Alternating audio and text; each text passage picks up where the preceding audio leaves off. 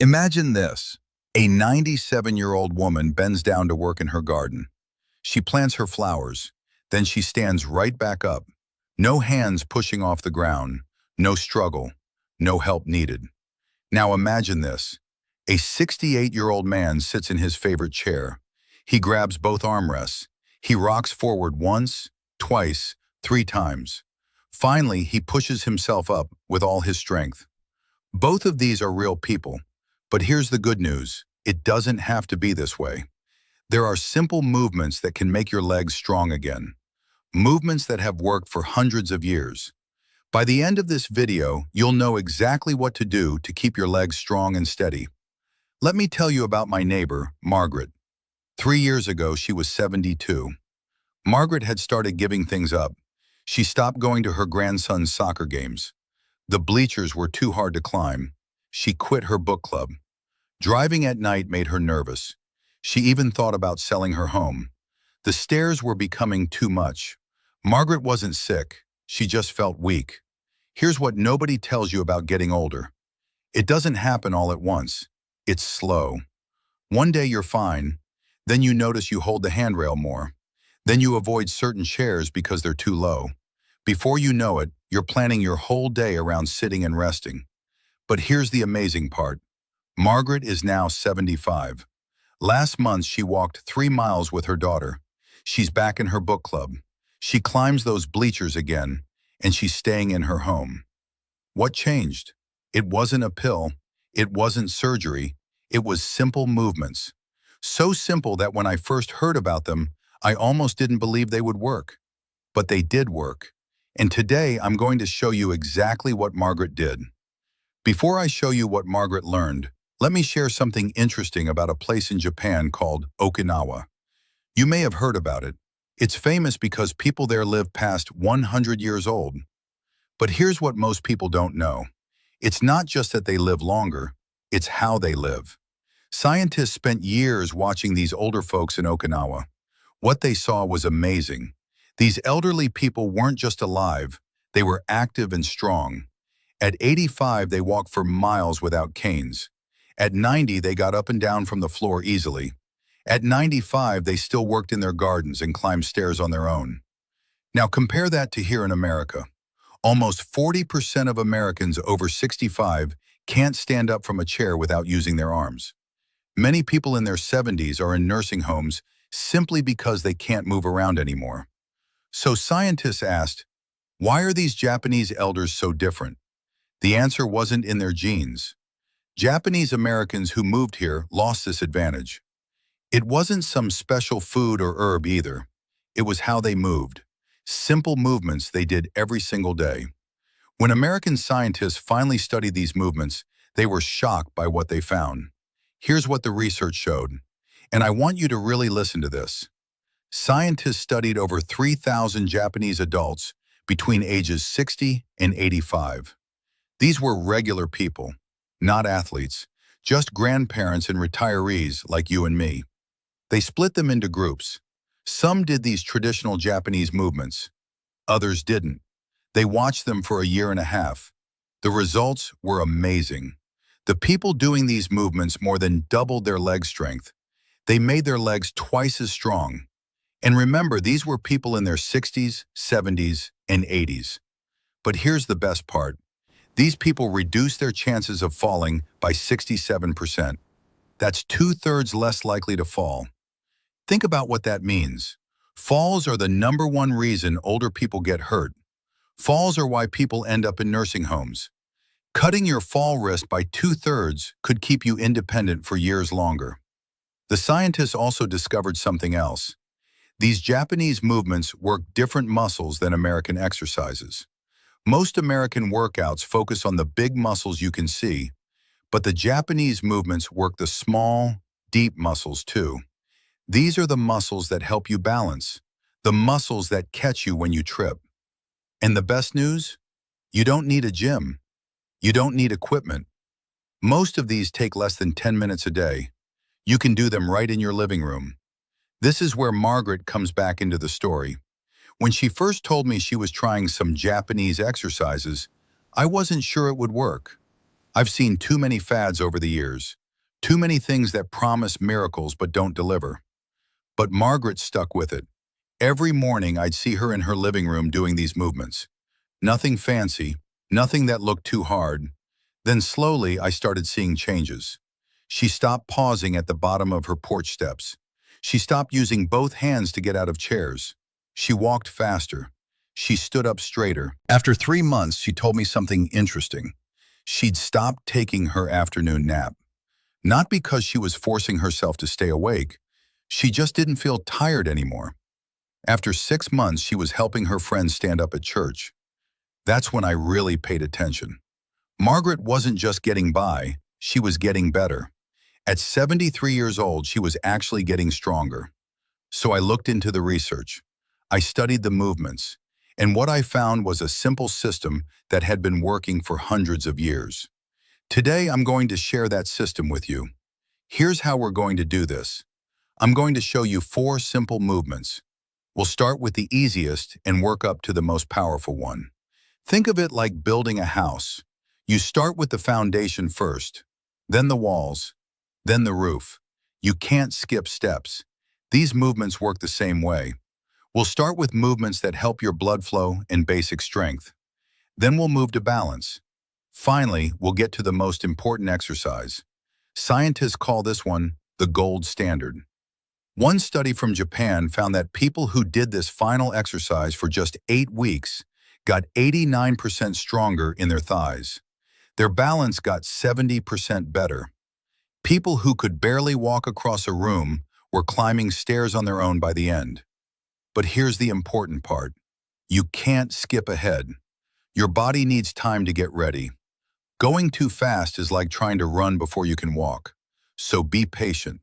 Master each movement before you move to the next one. Your body will tell you when you're ready. Let's start. The first movement is called heel raises. Very simple. Here's why it matters. Your calf muscles, that's the back of your lower leg, act like a pump. They push blood from your feet back up to your heart. When your calf muscles get weak, your blood doesn't flow as well.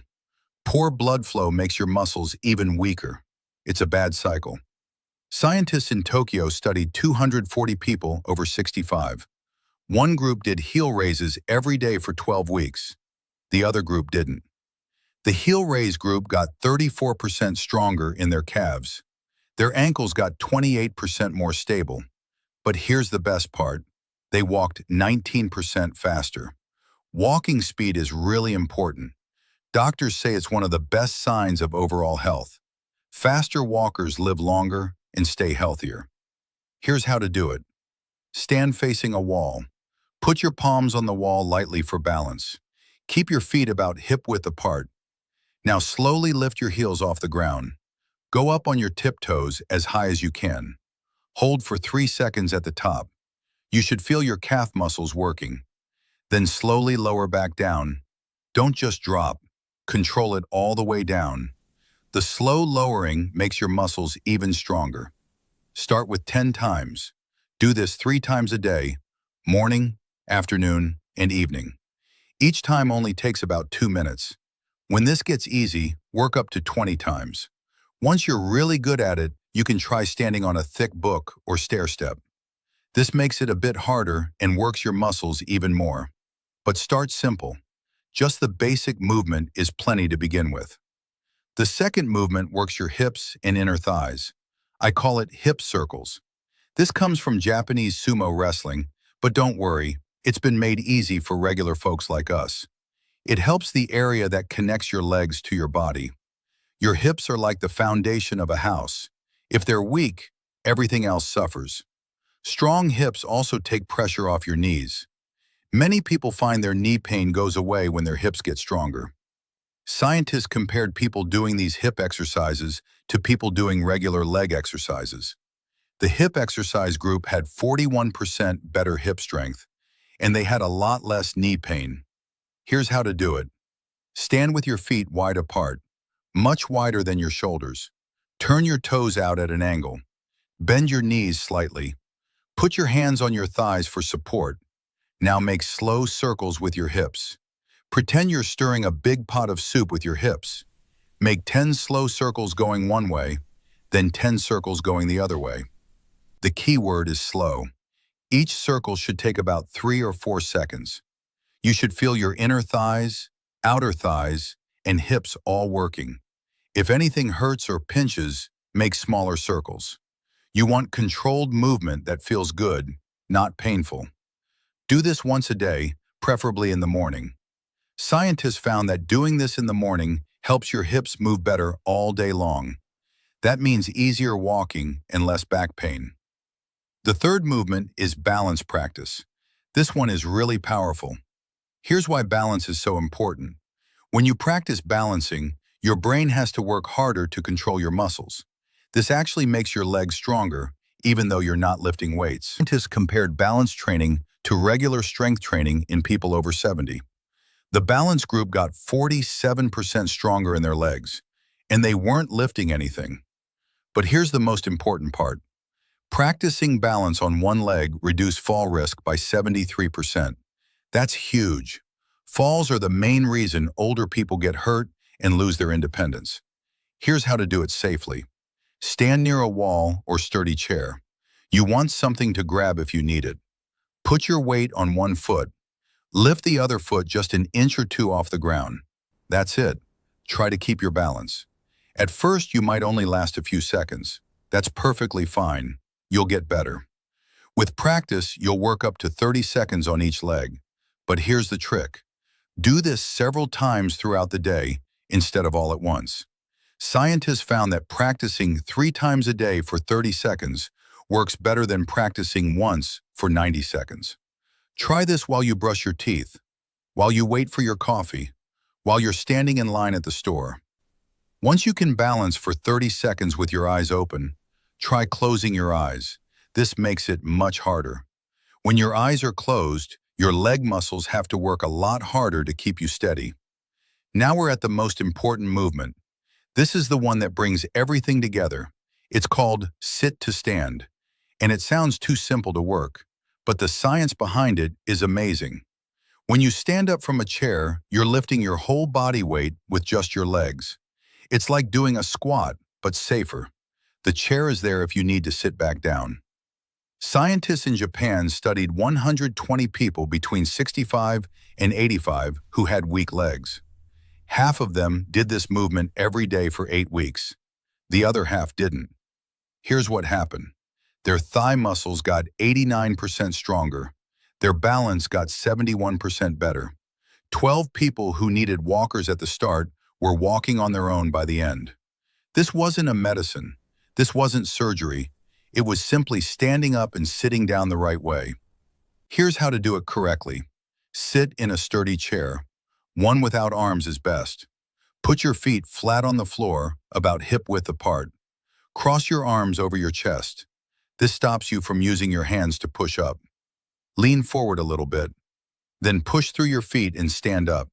Don't use your hands. Pause at the top for a moment. Now here's the important part. Slowly sit back down. Control it. Don't just drop into the chair. The slow lowering makes your muscles work even harder. Start with 10 times.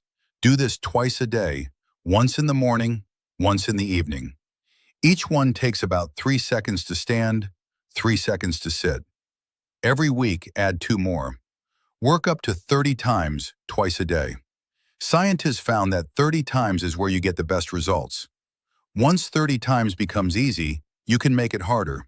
Use a slightly lower chair, or hold something light against your chest, like a small book. But only do this when 30 times feels really easy. Now let me tie this all together for you. These 4 movements aren't separate exercises. They work together as a system. The heel raises get your blood flowing. The hip circles make your foundation strong.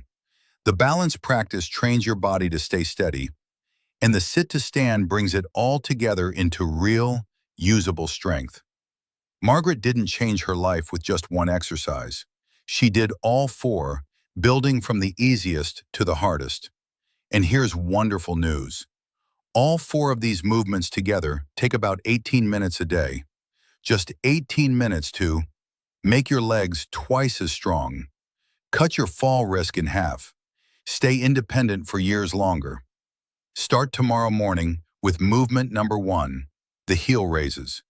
Do that for a week until it feels comfortable. Then add movement number 2, the hip circles.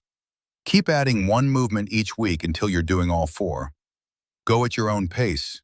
There's no rush. Your body needs time to get stronger. That's okay. Every single repetition you do is making you stronger and more stable.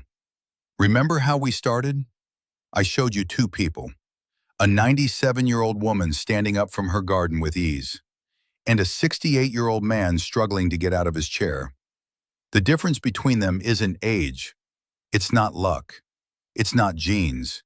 It's the small things they do every day, the simple movements they practice, the strength they build little by little. You get to choose which person you'll be, and that choice starts right now with what you do next. I want to hear from you. Which movement are you going to try first? And if you're already working on getting stronger, what changes have you seen? Write a comment below. I read every single one and I reply to them too. If this video helped you, please share it with a friend who needs to see this. Your share might be exactly what helps someone stay independent and strong. Thank you for watching. I'll see you in the next video.